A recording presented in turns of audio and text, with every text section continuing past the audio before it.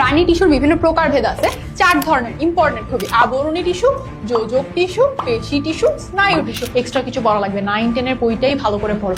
এই কনসেপ্টটা খুবই ইম্পর্টেন্ট, কারণ তুমি মেডিকেলের ফার্স্ট ইয়ারে যখন হিস্টোলজি পড়বা, হ্যাঁ ওখানেও তুমি আবার পড়বা, কিন্তু এই কনসেপ্টটা হেল্প থাকলে তোমার অলরেডি অনেক কিছু বুঝতে সাহায্য হবে। প্রাণী টিস্যুর বিভিন্ন প্রকারভেদ আছে, ওদের কোষের সংখ্যা, বৈশিষ্ট্য, নিঃসৃত পদার্থ এগুলোর উপর ভিত্তি করে, কিসের উপর, সংখ্যা, বৈশিষ্ট্য এবং নিঃসৃত পদার্থের উপর ভিত্তি করে 4 ধরনের ইম্পর্টেন্ট খুবই। আবরণী টিস্যু, যোজক টিস্যু, পেশি টিস্যু, স্নায়ু টিস্যু। আবরণী টিস্যু আবরণ দিচ্ছে, যোজক টিস্যু হচ্ছে বিভিন্ন জায়গার মধ্যে কানেকশন বিল্ড আপ করছে, আর পেশি টিস্যু হচ্ছে এই যে তুমি কাজ করছো, পেশি দেহের ভার বহন করছে, অনেক কাজ করতেছে। অ্যান্ড স্নায়ু টিস্যু কানেকশন, সবারই কাজ হচ্ছে তোমার বডির সবগুলো কাজ ঠিক মতো করা। আবরণী টিস্যু হচ্ছে দেহের আবরণ বা লাইনিং হিসেবে কাজ করে বা কাভারিং হিসেবে কাজ করে, ও অঙ্গকে কাভার করে রাখে। এটা কিন্তু শুধুমাত্র একমাত্র কাজ না, ও আরো কি কি কাজ করে, অঙ্গকে আবৃত করে রাখে, সেটাকে বাইরের আঘাত থেকে রক্ষা করে, প্রোটিন সহ বিভিন্ন পদার্থ নিঃসরণ করে, যেমন ঘাম নিঃসরণ করে, তারপরে তেল, তোমার স্কিন অয়েলি হয়ে যায় না, তেল নিঃসরণ করে, তার বিভিন্ন পদার্থ শোষণ করে, কোষীয় স্তর পেরিয়ে সুনির্দিষ্ট পদার্থের পরিবহন বা ট্রান্সসেলুলার পরিবহন করে। এই আবরণী কোষগুলা খুবই ঘন সন্নিবেশিত থাকে, একটা আরেকটার সাথে খুবই ঘনভাবে অ্যাটাচ থাকে বা ঘনভাবে বিন্যস্ত থাকে, এবং একটা ভিত্তি পর্দা, একটা বেসমেন্টের উপর থাকে। ওরা একটা বেসমেন্ট, ধরো তুমি বিল্ডিং বানাইতে হলে বিল্ডিং এর ফাউন্ডেশন লাগে না, ওদেরও কিন্তু মেকআপেও ফাউন্ডেশন লাগে, ওদেরও ফাউন্ডেশনটা কিরকম, ওদের একটা ভিত্তি পর্দা থাকে। এই প্রাণী দেহে কোষগুলার আকৃতি এবং তাদের অবস্থান, কাজ, এই 3টা জিনিস, আকৃতি, অবস্থান, কাজের উপর ভিত্তি করে এটাকে 3 ভাগে ভাগ করা হয়েছে। যদি ইংলিশে বলি, the tissues act as a lining of various organs. They not only cover different parts of your body, they have other specified actions such as protection of your body or secreting different types of substances. এছাড়া হচ্ছে কি বলে, absorbing various substances and transporting specific substances, মানে transport করছে specific সাবস্টেন্সকে, transport করছে cellular layer ভেদ করে, বিভিন্ন জিনিস ট্রান্সপোর্ট করতেছে। তো এই সেলগুলোকে তাদের শেপ, লোকেশন এবং নেচার অফ ওয়ার্কের উপর ভিত্তি করে আমরা ভাগ করছি। যেমন স্কোয়ামাস এপিথেলিয়াল সেল, এইটা খুবই ইম্পর্টেন্ট। তোমার এই জিনিসটার কনসেপ্টটা কেন ইম্পর্টেন্ট জানো, মেডিকেলে যাদের প্ল্যান, এটা আমি হাইলি বলবো, আমি মেডিকেল ফার্স্ট ইয়ার পড়ে আসছি ভাই, প্রথম বছর হিস্টোলজি নামে একটা সাবজেক্ট থাকে যেটা অ্যানাটমির আন্ডারে পড়ে। মেডিকেলের first year anatomy, physiology, biochemistry, এই 3টা সাবজেক্ট থাকে। তোমার যদি প্ল্যান থাকে, অনেকেই জিজ্ঞেস করা, আমি 9-10 থেকে কিভাবে মেডিকেলের জন্য পড়বো, এক্সট্রা কিছু পড়া লাগবে, 9-10 এর বইটাই ভালো করে পড়ো। এই কনসেপ্টটা খুবই ইম্পর্টেন্ট, কারণ তুমি মেডিকেলের ফার্স্ট ইয়ারে যখন হিস্টোলজি পড়বা, হ্যাঁ ওখানেও তুমি আবার পড়বা, কিন্তু এই কনসেপ্টটা হেল্প থাকলে তোমার অলরেডি অনেক কিছু বুঝতে সাহায্য হবে। সো এই স্কোয়ামাস এপিথেলিয়াল সেল যেটা, এই টিস্যুর কোষগুলো মাছের আইসের মতো বা ফিশ স্কেলস এর মতো। সো এই মাছের আইসের মতো চ্যাপ্টা এবং নিউক্লিয়াসটা বড় আকৃতির হয়ে থাকে, মাছের আইসের মতো চ্যাপ্টা এবং নিউক্লিয়াসটা বড় আকৃতির হয়ে থাকে, বড় আকৃতির হয়ে থাকে। যেমন হচ্ছে বৃক্কের বোমেন্স ক্যাপসুলের টিস্যু, বৃক্ক যেই পার্টটা, তোমার কিডনি যেটা আছে, কিডনির কাভারিং হচ্ছে বোমেন্স ক্যাপসুল, কাভারিং না সরি কি বলতেছি, বৃক্কের বোমেন্স ক্যাপসুল একটা পার্ট আছে। এই টিস্যুগুলা প্রধানত আবরণ ছাড়াও ছাঁকনির কাজে ইউজ করে। এক্সট্রা কি কাজ করতেছে এটা মাথায় রাখা লাগবে। আমরা তাহলে একটু স্কোয়ামাস এপিথেলিয়াল সেল দেখি। ইমেজেস, স্কোয়ামাস এপিথেলিয়াম আমরা একটা ছবিতে আই থিঙ্ক সব পেয়ে যাব। ওকে, এই যে হঠাৎ করে জুম কাজ করছে না কেন। সো এখানে খেয়াল করে দেখো, এইটা হচ্ছে তোমার, এটা ভিত্তি পর্দা হলুদ রঙেরটা, এই হলুদ রঙের উপর আমি এখন ভায়োলেট রং দিয়ে আমার স্কোয়ামাস সেলটা আঁকতেছি, মাছের আইসের মতো চ্যাপ্টা এবং বড় একটা নিউক্লিয়াস থাকতেছে। কিউবয়েডাল এপিথেলিয়াম কোনটা, কিউবয়েডাল এপিথেলিয়াম হচ্ছে জয়ের প্রত্যেকটা কোষ কিউব আকৃতির, কিউব মানে কি, যার দৈর্ঘ্য, প্রস্থ, উচ্চতা, length, breadth and height same থাকে, এটা হচ্ছে কিউবয়েডাল এপিথেলিয়াম। আচ্ছা, সিম্পল স্কোয়ামাস এপিথেলিয়াম বা স্কোয়ামাস এপিথেলিয়ামের একটা কাজ কিন্তু ছাঁকনির মতো কাজ করা, কোথায় আছে এক্সাম্পল গুলো মাথায় রাখতে হবে, বৃক্কের ব্রোমেন্স ক্যাপসুল।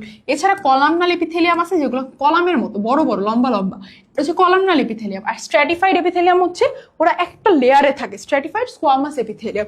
তো আমরা একটু যদি দেখি, এখানে বলছে কলামনাল এপিথেলিয়াম, কিউবয়েডাল এপিথেলিয়াম, এখানে কোষগুলো ঘনক আকৃতির বা কিউব আকৃতির, দৈর্ঘ্য প্রস্থ উচ্চতা সমান হয়। এক্সাম্পল কি, বৃক্কের সংগ্রাহক নালিকা বা কালেক্টিং টিবিউল। এছাড়া কলামনাল এপিথেলিয়াম হচ্ছে এগুলো স্তম্ভের মতো, কলামের মতো লম্বা লম্বা হয়।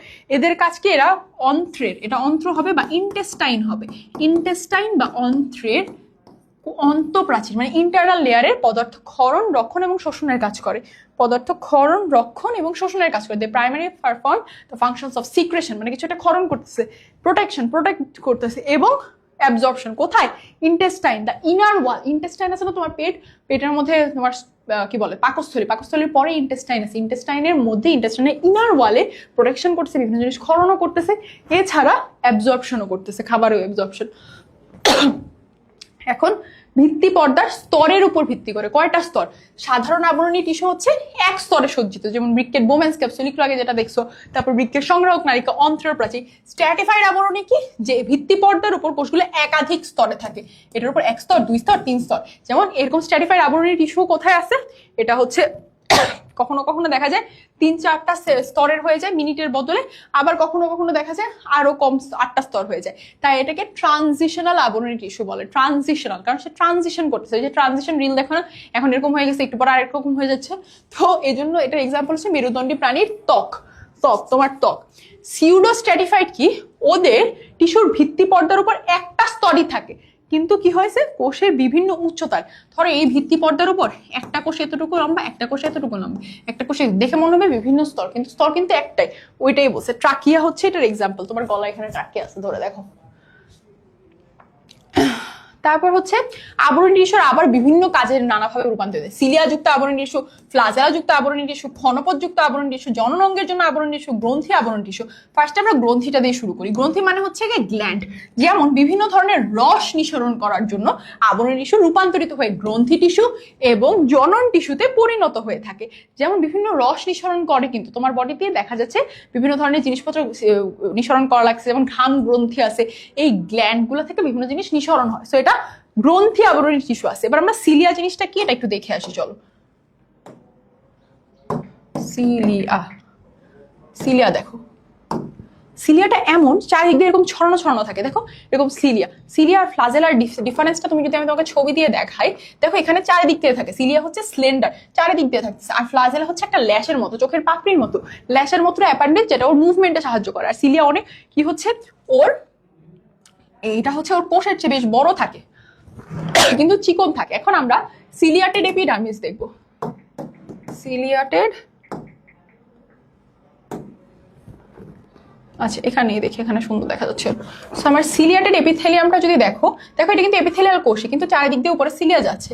আরো কিছু ছবি যদি আমরা দেখি, যে সিলিয়াটেড এপিথেলিয়াম উপর দিয়ে সিলিয়া যাচ্ছে, এটা কি করছে? এটা তোমার গলার এখানেও সিলিয়া থাকে, কারণ কি কোনো যদি ধরো তুমি কোনো ধুলাবালি গেছে তখন সেটা বের করে দেয়। তোমাকে যখন আমি হচ্ছে বায়োলজি এইচএসসি তে বায়োলজির জুলজি বা প্রাণী বিজ্ঞানের যখন তোমাকে আমি 5 নাম্বার চ্যাপ্টারটা পড়বো, তখন সিলিয়া থাকে গলার কোথায় কোথায় থাকে এবং কেন থাকে, তোমার রেসপিরেটরি বা শ্বসন তন্ত্র যেটা, সেটা সিলিয়া কেন ইম্পর্টেন্ট, ওখানে কিন্তু আরো ডিটেলসে ডিসকাস করা হবে। তো সিলিয়া জিনিসটা একটু দেখে নাও, যে সিলিয়া হচ্ছে এরকম মোবাইল, ছোট মোবাইল, হেয়ার লাইক স্ট্রাকচার, হেয়ারের মতো কিছু স্ট্রাকচার, যেটা তোমার কি হয় ধুলাবালি আসলে ভাবে সরাই দিয়ে থাকে, ব্রাশের মতো। তুমি ব্রাশ আছে না, দাঁত ব্রাশ করো যে, ওই ব্রাশের মতো এরকম কি বলে প্রজেকশন বা অংশ থাকে আর কি। এবার হচ্ছে সিলিয়াটেড আবরণী টিস্যু কোথায় থাকে? মেরুদণ্ডী প্রাণীর শ্বাসনালীতে থাকে, বললাম। ফ্লাজেলা তো দেখাইছি, হাইড্রার এন্ডোডার্মে থাকে। হাইড্রা নিয়ে তোমরা ইন ডিটেলস, হাইড্রাকে কেন, হারকিউলিসের একটা ক্যারেক্টার, হারকিউলিসের নাম শুনছো গ্রিক মিথোলজি? ও কি করছিল, ও এরকম একটা প্রাণীর সাথে যুদ্ধ করছিল, যাকে হচ্ছে ওই প্রাণীটার নাম হাইড্রা থাকে, ওইখান থেকে এই জীবটার নাম হাইড্রা করা হয়েছে। কারণ ওই প্রাণীটাকে তুমি যতবার মেরে ফেলো, মানে ধরো ওই প্রাণীটার একাধিক মাথা ছিল, যতগুলো মাথা মেরে ফেলতেছিল আরো 2 গুণ মাথা আসতেছিল, তোমাদেরকে হাইড্রা দেখায়।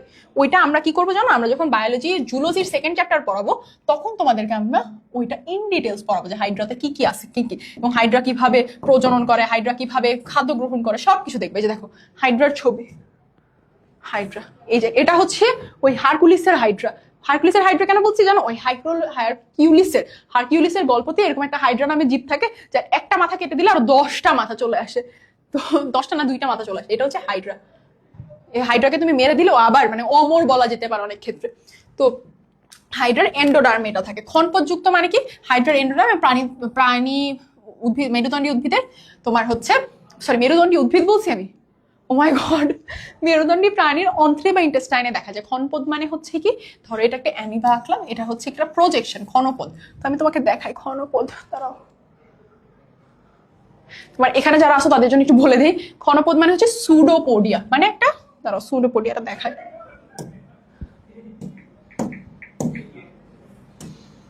ইমেজেসটা দেখো, আর্ম লাইক প্রজেকশন। দেখো এই যে অ্যামিবার মধ্যে সুডোপোডিয়া আছে, এটা হাতের মতো একটা প্রজেকশন, হাতের মতো একটা প্রজেকশন। সুডোপোডিয়াটা হচ্ছে হাতের মতো কিছু প্রজেকশন থাকে। সো এটা হচ্ছে সুডোপোডিয়াল এপিথেলিয়াল টিস্যু বা ক্ষণপথযুক্ত টিস্যু।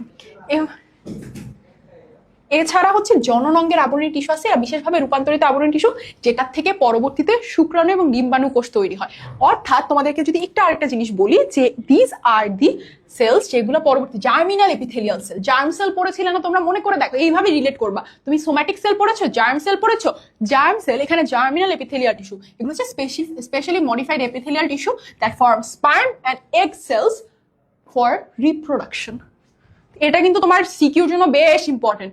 যোজক টিস্যু বা কানেকটিভ টিস্যু যদি বলি, এটা হচ্ছে কানেকটিভ টিস্যুতে মাতৃকা বা ম্যাট্রিক্সের পরিমাণ তুলনামূলকভাবে বেশি থাকে, মানে ধাত্র বেশি থাকে, কোষ তুলনামূলকভাবে কম থাকে।